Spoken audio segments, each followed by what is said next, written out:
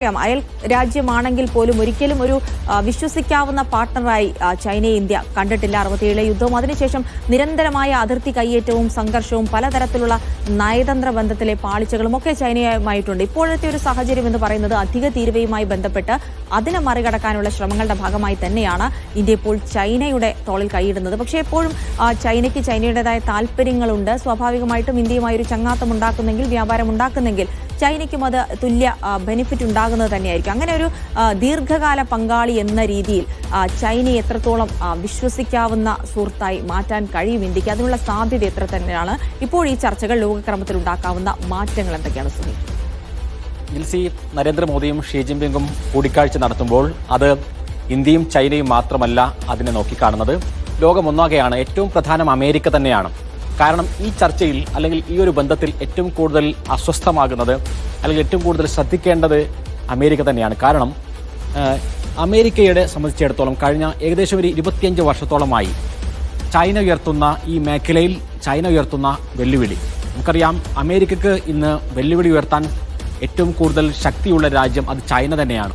ആ ചൈനയെ ഈ മേഖലയിൽ തടയാൻ കഴിവുള്ള, അതിന് ശേഷിയുള്ള ഒരു രാജ്യം എന്ന നിലയിലാണ് ഇന്ത്യയുമായുള്ള സ്ട്രാറ്റജിക് പാർട്ട്ണർഷിപ്പ് കുറേ കാലമായി US തുടങ്ങി വെച്ചിട്ടുള്ളത്, അല്ലെങ്കിൽ അത് മെയിൻറ്റെയിൻ ചെയ്തു കൊണ്ടുപോകുന്നത് ആ ഒരു അർത്ഥത്തിലാണ്.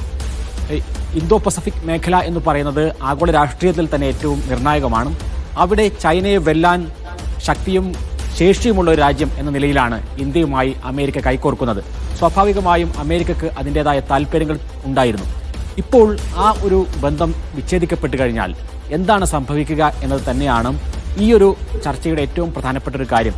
അമേരിക്കൻ ചേരി വിട്ടുകൊണ്ട് ചൈനീസ് ചേരിയിലേക്ക് ഇന്ത്യ മാറുമോ? അങ്ങനെയാണെങ്കിൽ അത് ആഗോള രാഷ്ട്രീയത്തിൽ ഉണ്ടാക്കുന്ന മാറ്റങ്ങൾ എന്തൊക്കെയാണ് എന്ന് സൂക്ഷ്മമായി തന്നെ അമേരിക്കൻ രാഷ്ട്രീയം വീക്ഷിക്കുന്ന ആളുകൾ, ലോക രാഷ്ട്രീയം വീക്ഷിക്കുന്ന ആളുകളെല്ലാം നോക്കിക്കാണുന്നു. പക്ഷേ അത് പറയുമ്പോഴും എങ്ങനെയാണ് ഇതിൻ്റെ ഒരു ആയുസ് എത്രത്തോളമാണ്? അതേപോലെ തന്നെ ഇങ്ങനെ ഒരു കൂടിക്കാഴ്ച നടത്തുമ്പോൾ എങ്ങനെയാണ് അതിനോട് അമേരിക്ക പ്രതികരിക്കാൻ പോകുന്നത്? ഇത് രണ്ടും നിർണായകമാണ്. ഒന്ന്, നേരത്തെ ജിൽസി ചോദിച്ചതുപോലെ തന്നെ ഈ ഒരു ബന്ധം സുദൃഢമാകുമോ, അതിൽ നമുക്ക് വിശ്വസിക്കാൻ സാധിക്കുമോ എന്ന ഒരു വിഷയം ഒരു ഭാഗത്ത്. മറുഭാഗത്ത് ഇത്തരമൊരു ചർച്ച നടന്നു കഴിഞ്ഞാൽ അമേരിക്ക അങ്ങ് പേടിച്ചുകൊണ്ട് എന്തെങ്കിലും തരത്തിലുള്ള മാറ്റങ്ങൾ, ഈ ഇരട്ടിത്തീരുവ അടക്കമുള്ള കാര്യത്തിൽ എന്തെങ്കിലും മാറ്റങ്ങൾ വരുത്തുമോ? അതല്ല കുറച്ചുകൂടി കർക്കശമായിട്ടുള്ള നിലപാടിലേക്ക് ട്രംപ് പോകുമോ? ഇത് ഏതെങ്കിലും ഒന്നാണ് സംഭവിക്കാൻ ഇരിക്കുന്നത്. സ്വാഭാവികമായും ആ കാര്യത്തിൽ കുറേയൊക്കെ കാര്യങ്ങളിൽ നമുക്ക് ആശങ്കപ്പെടേണ്ടത് കൂടിയുണ്ട് എന്ന് ഒരു സ്വാഭാവികമായൊരു കാര്യമാണ്. കാരണം നമ്മൾ സോഷ്യൽ മീഡിയയിലും മറ്റും നമ്മൾ പറയുന്നത് പോലെ തന്നെ ഇന്ത്യയും ചൈനയും കൈകോർക്കുമ്പോഴേക്കും പേടിച്ച് പിൻവാങ്ങുന്ന തരത്തിലല്ല നിലവിലുള്ള ആഗോള രാഷ്ട്രീയം എന്ന ഒരു പ്രായോഗികമായ ബോധ്യം നമുക്കുണ്ടാവണം. കാരണം US സംബന്ധിച്ചിടത്തോളം ഈ കാര്യങ്ങളെ മുഴുവനും അടിച്ചിടാനും അതേപോലെ തന്നെ പ്രതിരോധിക്കാനും ഒക്കെയുള്ള ശേഷി കുറേ കാലമായി അവർ നേടിയെടുത്തിട്ടുണ്ട്. ഇപ്പോൾ ഈ സാധനങ്ങൾക്ക് മാത്രമാണ് ഇപ്പോൾ 50% തീരുവ ചുമത്തിയിട്ടുള്ളത്. ഇന്ത്യയിൽ നിന്ന് അമേരിക്കയിലേക്ക് യഥാർത്ഥത്തിൽ കയറ്റി അയക്കുന്നതിൽ അല്ലെങ്കിൽ ഇന്ത്യയിൽ നിന്ന് വാങ്ങിയെടുക്കുന്നതിൽ ഏറ്റവും പ്രധാനം സേവനങ്ങളാണ്, സർവീസസാണ്. IT മേഖലയിൽ അടക്കമുള്ള അതിനെ അടക്കം തടയിടുന്ന തരത്തിലേക്ക് കാര്യങ്ങൾ പോയി കഴിഞ്ഞാൽ സ്വാഭാവികമായും ഇന്ത്യക്ക് അത് വലിയ തിരിച്ചടിയാകും. IT മേഖലയിലുള്ള സേവനം എന്നൊക്കെ പറയുന്നത് ഇന്ത്യൻ എക്കോണമിയെ നിയന്ത്രിക്കുന്ന പ്രധാനപ്പെട്ട കാര്യങ്ങളാണ്. അപ്പോൾ സ്വാഭാവികമായും അമേരിക്കയെ പ്രകോപിപ്പിക്കുന്ന ഒരു തരത്തിലേക്ക് കാര്യങ്ങൾ പോകുന്നത് തടയാൻ സ്വാഭാവികമായും നയതന്ത്ര തലത്തിലുള്ള ഇടപെടലുകൾ ഇന്ത്യ നടത്തേണ്ടി വരും. ചൈന നോക്കുക, നമുക്കറിയാം ഇന്ത്യയേക്കാൾ കൂടുതൽ കയറ്റുമതി ചെയ്യുന്നത് ചൈനയിൽ നിന്ന് US നമുക്കറിയാം. അതേപോലെ തന്നെ ഏറ്റവും കൂടുതൽ റഷ്യയിൽ നിന്ന് എണ്ണ അടക്കമുള്ള കാര്യങ്ങൾ വാങ്ങുന്നത് ചൈനയാണ്. പക്ഷേ എന്തുകൊണ്ടാണ് ഇന്ത്യക്കുമേൽ ചുമത്തിയ ഇരട്ടി ചുങ്കം അടക്കമുള്ള കാര്യങ്ങൾ ചൈനക്കുമേൽ US ചുമത്താത്തത് എന്ന സ്വാഭാവികമായ ചോദ്യങ്ങളുണ്ട്. അവിടെ അതിനെ നേരിടാനുള്ള ശേഷി ചൈന നേരത്തെ തന്നെ വാങ്ങിയെടുത്തു എന്നുള്ളതാണ്. പ്രത്യേകിച്ചും വളരെ നിർണായകമായിട്ടുള്ള ധാതുക്കൾ അടക്കമുള്ള കാര്യങ്ങൾ കയറ്റുമതി ചെയ്യുന്നതിലുള്ളൊരു കുത്തക അത് ചൈന നേടിയെടുത്തിട്ടുണ്ട്. സ്വാഭാവികമായും കഴിഞ്ഞ കുറേ കാലങ്ങളായി ചൈനയും US തമ്മിലുള്ള വ്യാപാര യുദ്ധങ്ങൾ നടന്നതാണ്.